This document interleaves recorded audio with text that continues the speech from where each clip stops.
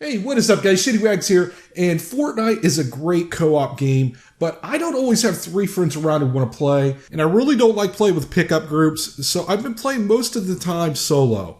And I want to share with you some tips that I've found along the way.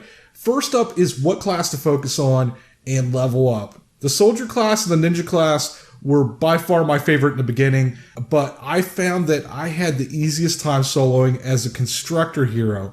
And since I've switched over to that, the constructor is now actually my favorite class to play.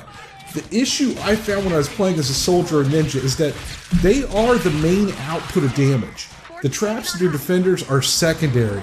So in cases where things were falling apart, like where walls were getting broken down, or defenders needed ammo, or their weapons broke, it was difficult for me to recover.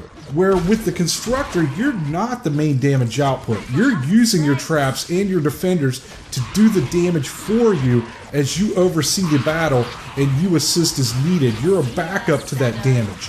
The constructor, I feel, has a set of abilities that in situations where things started falling apart, I was able to recover. What constructor you have available to you is going to vary by what card you have, but everyone has Kyle available to them, and he has a majority of those abilities I felt were crucial in being able to win defensive solo. The Plasma Pulse, that is a small grenade device that the constructor throws down at their feet, and then it begins to emit damage in a small area. That Plasma Pulse is able to take down groups of enemies quickly. It lasts 10 seconds, and it has a 25-second cooldown. I can't stress how amazing this ability is. Every 25 seconds, you're able to basically destroy every enemy around you. With Bull Rush, you're able to charge ahead, piling up enemies on your shield, and then smashing them.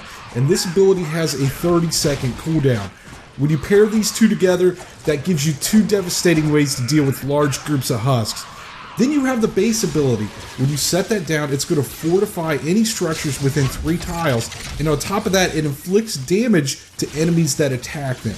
What I also like about the constructor class is it's not dependent on ammo. There was a lot of times when I was playing a soldier that I actually ran out of ammo. The constructor class have abilities like kinetic overload that's going to allow them to do more damage with hardware.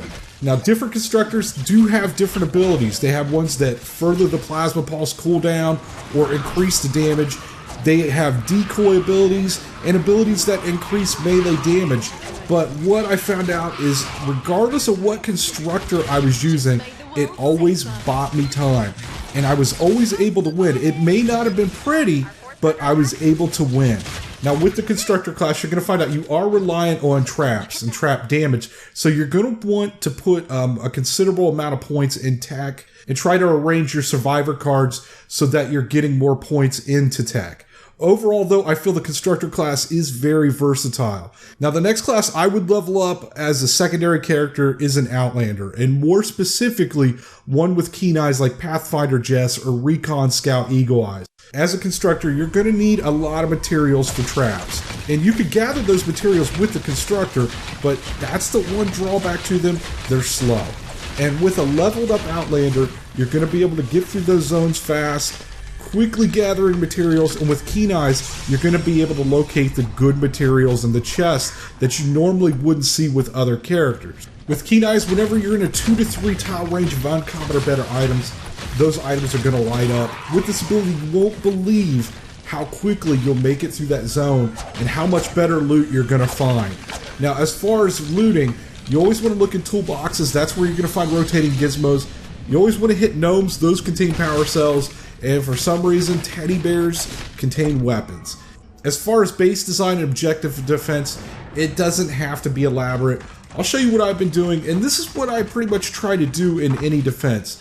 I completely box in the objective I'm trying to protect, place a ceiling on top with a smaller box on top of it. And on top of that smaller box, I place down a defender post and then use a rifleman or a sniper. That way they have a clear vantage to cover all sides. I then place down short walls all around the outside of the building. Then away from the base, I attempt to place down what I refer to as a car wash. These are small boxes that I try to place down at every choke point, and they contain ceiling, floor, and wall traps. If you guys would like to see a more in-depth video with the design of this base and see me play through an entire home base defense solo with the Constructor, let me know in the comments and I can get that uploaded. And here are a couple more tips. If you're hurt, you're only going to regenerate up to 30% of your health. Go ahead and swap out all your slotted weapons for any common equipment or equipment that you're just not planning on using. Then take the death. The only thing you're going to lose is durability on those items that are slotted, and you respawn with full health. Or if you have a healing pad, you can always place one of those down anywhere on the map at any time.